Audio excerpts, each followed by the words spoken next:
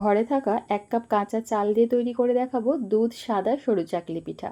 পিঠা খেতে মন চাইলে হাতে মাত্র 10 মিনিট সময় থাকলে ঝটপট বানিয়ে নিতে পারবে। এত সুন্দর পিঠা তৈরি হবে দেখে নিজেরাই অবাক হয়ে যাবে। একদম সহজভাবে আজকের এই পিঠার রেসিপি তোমাদের সঙ্গে শেয়ার করেছি, আশা করছি ভালো লাগবে। আমি এখানে 2 বাটি পরিমাণ আতপ চাল 5 থেকে 6 বার পানি পাল্টে খুব ভালোভাবে ধুয়ে পরিষ্কার করে গরম পানি দিয়ে ভিজিয়ে রেখেছিলাম আধা ঘন্টা আগে। আর এখন দেখো চালটা খুব ভালোভাবে নরম হয়ে গেছে, আলতো হাতে ঘষা দিলে গুঁড়ো হয়ে যাচ্ছে। এইভাবে চালটা একটু নরম করে নিতে হবে। অফ ক্যামেরায় চালটাকে আরও 1 থেকে 2 বারের মতো পানি পাল্টে ধুয়ে পরিষ্কার করে পানিটা ঝরিয়ে নিয়েছি। এবারে চাল পেস্ট করার জন্য মিক্সিং জারের মধ্যে নিয়ে নিচ্ছি।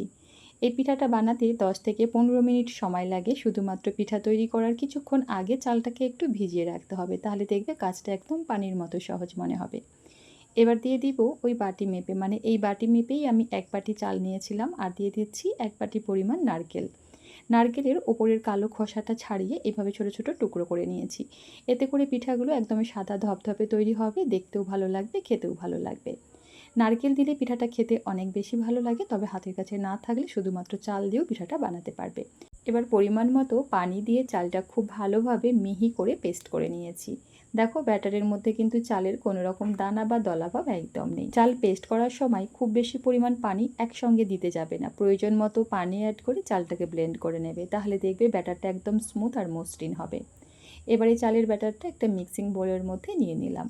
আর এই তো এখন দেখো পিঠার এই ব্যাটারটা অনেকটাই ঘন, তবে সরু চাকলি পিঠা তৈরি করার জন্য কিন্তু ব্যাটারটা আমাদের একদম পাতলা করে তৈরি করতে হবে। তাই এখানে দেখো অল্প অল্প গরম পানি অ্যাড করে ব্যাটারটা খুব ভালোভাবে ফেটিয়ে নিচ্ছি। পানির এখানে নির্দিষ্ট কোনো মাপ নেই, ঠিক যতটুকু প্রয়োজন হবে সেই অনুযায়ী পানি অ্যাড করে একদমই পাতলা একটা ব্যাটার আমাদের তৈরি করতে হবে। আর হ্যাঁ, এখানে অবশ্যই গরম পানি অ্যাড করবে, এতে করে পিঠাগুলো খুব সুন্দর নরম তুলতুলে তৈরি হবে। দেখো আমি এখানে পরিমাণ মতো পানি অ্যাড করে একদমই পাতলা একটা ব্যাটার তৈরি করে নিয়েছি। সবশেষে ব্যাটারের মধ্যে দিয়ে দিলাম স্বাদ মতো নুন। সরু চাকলি পিঠার মধ্যে নুন কম হলে খেতে ভালো লাগে না, তাই অবশ্যই এই পর্যায়ে নুনটা একটু চেক করে নেবে। দেখো এখানে কিন্তু ব্যাটারটা একদম রেডি। আর ব্যাটারের ঘনত্বটা দেখো ঠিক এই রকম পাতলা, একদম পাতলা পানির মতো একটা ব্যাটার আমাদের তৈরি করতে হবে। এদিকে দেখো একটা বাটির মধ্যে নিয়ে নিচ্ছি 1 চা চামচ সাদা তেল, তার সাথে অল্প একটু পানি অ্যাড করলাম। ব্রাশের সাহায্যে একটু নাড়াচাড়া করে মিশিয়ে নিচ্ছি। এই মিশ্রণটা আমরা পিঠা তৈরি করার সময় প্যানের মধ্যে ব্রাশ করব, এতে করে দেখবে প্রতিটা পিঠাই প্যান থেকে খুব সুন্দরভাবে উঠে আসবে। তৈরি করার জন্য এদিকে চুলায় একটা ফ্রাই প্যান বসিয়ে মিডিয়াম ফ্লেমে খুব ভালোভাবে গরম করে নিয়েছি। তারপর দেখো প্যানের মধ্যে অল্প একটু তেল আর পানির মিশ্রণ খুব ভালোভাবে ব্রাশের সাহায্যে লাগিয়ে নিলাম। এবার এখান থেকে পরিমাণ মতো ব্যাটার প্যানের মধ্যে দিয়ে দিব। আর ব্যাটারটা দিবার আগে অবশ্যই খুব ভালোভাবে একটু নেড়েচেড়ে নিতে হবে।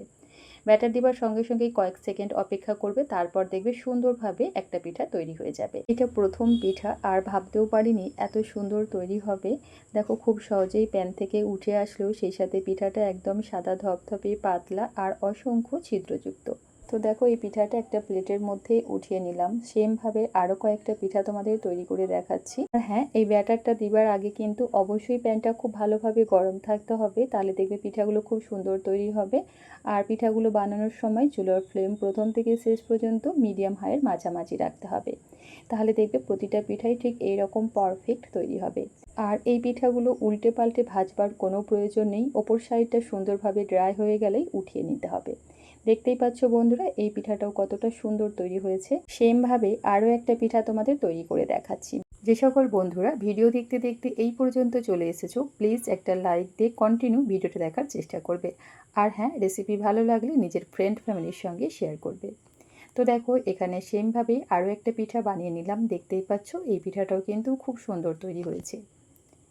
পিঠাগুলো বানানোর সময় আবারও বলছি প্যানটা খুব ভালোভাবে গরম থাকতে হবে, আর চুলার ফ্লেম মিডিয়াম হাইয়ের মাঝামাঝি রাখবে, তাহলে দেখবে প্রতিটা পিঠাই খুব সুন্দর তৈরি হবে। অসংখ্য টিপসহ আজকে পারফেক্ট সরু চাকলি পিঠার রেসিপি তোমাদের সঙ্গে শেয়ার করলাম। আশা করছি রেসিপিটা তোমাদের কিছু হলেও উপকারে আসবে। আর এই সেম প্রসেস ফলো করে বাড়িতে সরু চাকলি পিঠা বানিয়ে দেখবে, ইনশাল্লাহ প্রথমবারেই একদম পারফেক্ট পিঠা তৈরি করতে পারবে। আর হ্যাঁ, এই সরু চাকলি পিঠাগুলো গরম অবস্থায় একটার উপরে আর একটা রাখতে যাবে না, তাহলে এগুলো অনেক সময় জড়িয়ে যায় আর পরিবেশন করার সময় ঘেটে ঘ হয়ে যায়, মানে একদমই একটার সঙ্গে আর একটা লেগে যায়, ছাড়ানো যায় না। ঠিক আছে, তো দেখো এখানে পিঠাগুলো কিন্তু খুব সুন্দরভাবে একটা প্লেটের মধ্যে আমি পরিবেশন করে নিয়েছি। আর মাশাল্লাহ পিঠার টেক্সচারটা আশা করি তোমরা দেখেই নিশ্চয়ই বুঝতে পারছো কতটা সুন্দর তৈরি হয়েছে। এই পিঠার পিঠার স্বাদের দিক থেকে আর কি বলবো, বাচ্চা থেকে বয়স্ক সকলেই ভীষণ পছন্দ করে খাবে। আর নিজেদের পছন্দ মতো যে কোনো কিছুর সঙ্গেই পরিবেশন করা যায়। তবে এই সরু চাকলি পিঠাটা আমার কাছে মাংসের ঝোল দিয়ে খেতেই সবথেকে বেশি ভালো লাগে। তো রেসিপি ভালো লাগলে প্লিজ লাইক, কমেন্ট, শেয়ার করো এবং আমার চ্যানেলটা সাবস্ক্রাইব করে পাশে থাকার অনুরোধ রইল। আল্লাহ হাফেজ, আসসালামু আলাইকুম।